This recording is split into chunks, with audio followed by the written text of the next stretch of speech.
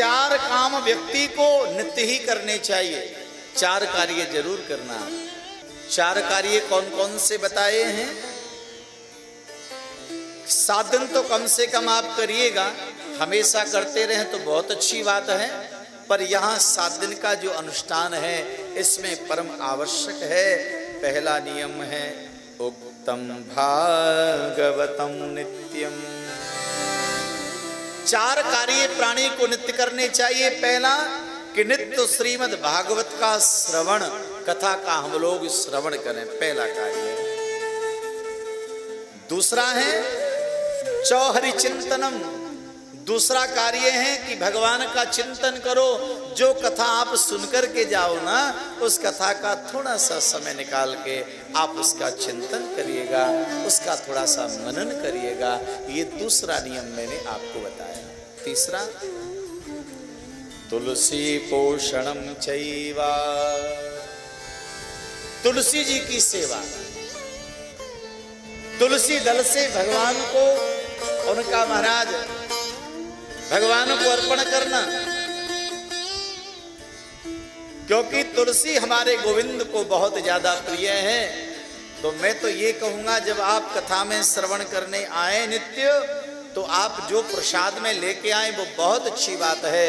जो लाना चाहो सो लाओ, लेकिन मेरे कहने से एक तुलसी पत्र जरूर लेकर के आओ।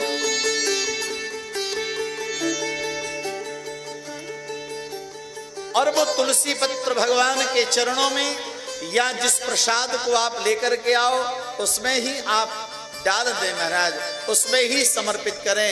या फिर आप आए और तुलसी पत्र को भी आप निवेदित करें, या तुलसी जी की आप सेवा करें। ये तीसरा नियम है। और चौथा नियम है गाय माता की सेवा। ये 4 कार्य अवश्य ही व्यक्ति को करने चाहिए, और ये चारों कार्य दिव्य पुण्य फल प्रदान करने वाले हैं।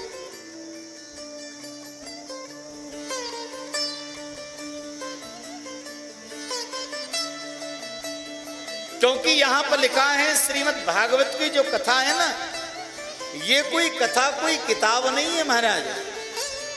जो यहां पर लिखा है तेनेयम वांगमयी मूर्ति प्रत्यक्षा वर्तते हरे, ये साक्षात भगवान कृष्ण की वांगमयी मूर्ति है। वांगमयी मूर्ति का मतलब क्या है? मंदिर में 2 प्रकार की मूर्तियां होती हैं। आप किसी भी मंदिर में जाएं, हमारे वृंदावन में बिहारी जी का, राधा वल्लभ जी का, राधा दामोदर जी का, मदन मोहन जी का, आप जिन ठाकुर जी का दर्शन करें उसमें 2 विग्रह होते हैं। एक विग्रह तो वो होता है जिसका हम आप सब दर्शन करते हैं, जिसे सीधी सी भाषा में कहते हैं अचल मूर्ति। जो केवल वो मूर्ति खड़ी है, उसी का श्रृंगार होता है। वो मूर्ति हमेशा 2400 घंटे खड़ी रहती है, उसे कहते हैं अचल मूर्ति।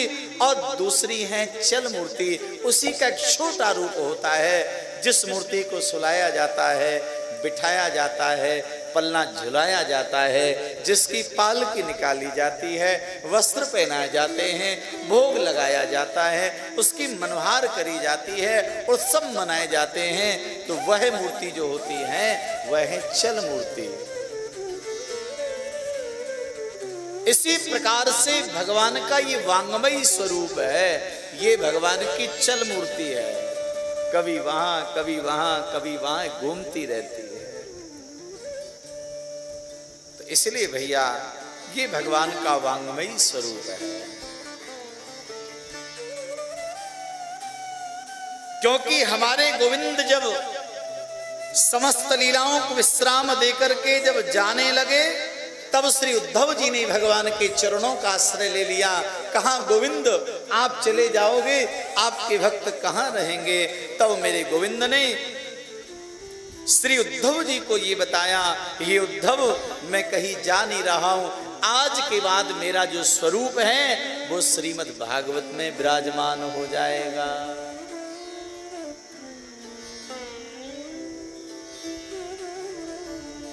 भविष्य में मुझ में और श्रीमद् भागवत में कोई अंतर समझेगा वो मेरा भक्त नहीं होगा। मैं ही भागवत हूं, भागवत ही मैं हूं। इसलिए भैया लिखा है श्रीमद्भागवताख्यो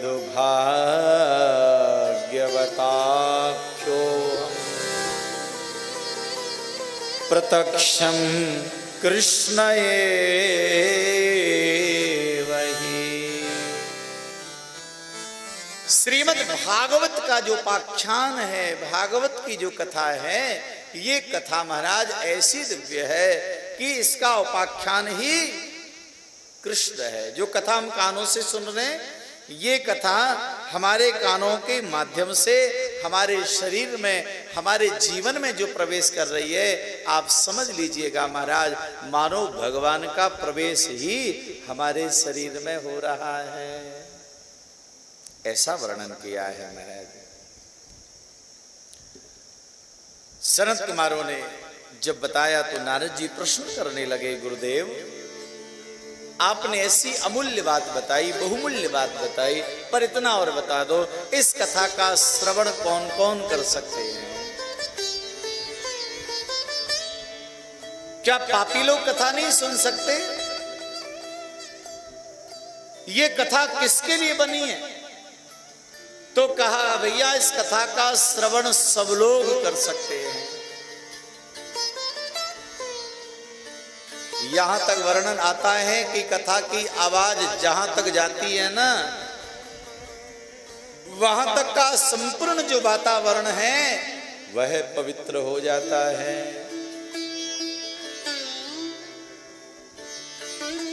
जिस व्यक्ति ने जीवन पर्यंत पाप किए हो, पाप करते करते मर गया हो, मरने के बाद प्रेत बन गया हो, भूत बन गया हो, भैया उस प्रेत के कानों में भी कथा के शब्द पहुंच जाएं तो उसका उद्धार हो जाता है।